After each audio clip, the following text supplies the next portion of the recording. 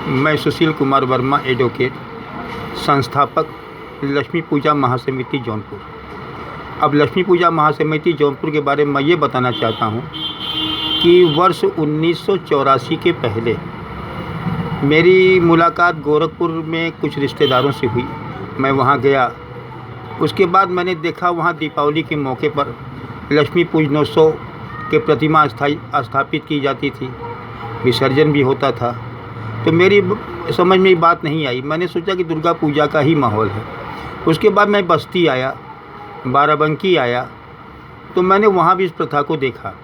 तो यद्यपि जौनपुर में केवल दुर्गा पूजनोत्सव की ही बात होती थी, छोटे मोटे स्तर से होती थी, इतने बृहद स्तर से जो आज है वो कभी नहीं होता था। तो एक इच्छा जागृत हुई कि क्यों न दीपावली के इस मौसम में, जहाँ पर लोग कहते हैं कि लोग जुआ खेलना शुभ है, लोग कहते थे कि ये करना शुभ होता है, कुछ बुराइयों को लोग धार्मिक भावनाओं से जोड़ दिए थे। तो हमारे मन में एक इच्छा जागृत हुई कि जुआ खेलना शुभ है, जुआ खेलना तो ये गलत बात है, कानूनी पॉइंट से भी ये गलत है। तो ऐसे में अगर हम कुछ न कुछ ऐसे कार्य करें जिससे लोग इसी में व्यस्त रहें, तो हमारे मन में एक बात आई कि लक्ष्मी पूजनोत्सव की शुरुआत किया जाए। तो लक्ष्मी पूजनोत्सव की शुरुआत जौनपुर में सबसे पहले फल वाली गली में हुई। उसके बाद एक दो संस्था बनी। उसके बाद तब मेरे मन में एक बात आई कि एकता और अखंडता की कड़ी मजबूत कैसे होगी।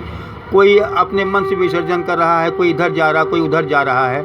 इससे तो अच्छा यह है कि अगर एक महासमिति बन जाए तो उसके नियंत्रण में सभी समितियां कार्य करें। तो वर्ष 1984 में मैं इस संस्थापक के रूप में लक्ष्मी पूजा महासमिति का मैंने स्थापना किया। धनतेरस के दिन इसकी स्थापना होती है। इसकी पूजा धनतेरस में होती है, फिर छोटी दिवाली में होती है, उसके बाद फिर दिवाली में होती है, और फिर दूसरे दिन जमाघन जिसे हम लोग कहते हैं, जरता परता भी कहते हैं, उस दिन पूजनोत्सव हवन के पश्चात ये भैया दूज के दिन विसर्जन होता है। और सारी समितियां एक साथ होकर के रेलवे स्टेशन के पास से वहां से निकलती हैं सायंकाल, और एक अच्छा मार्गदर्शन होता है, एक अच्छी शोभा यात्रा होती है, अच्छी अच्छी झांकियाँ होती हैं, अच्छे अच्छे उसमें ध्वनि विस्तारक केंद्र के माध्यम से भजन बजते हैं। और एक साथ जब सारी प्रतिमाएं गोमती नदी के पावन तट पर बनाए गए शक्ति कुंड में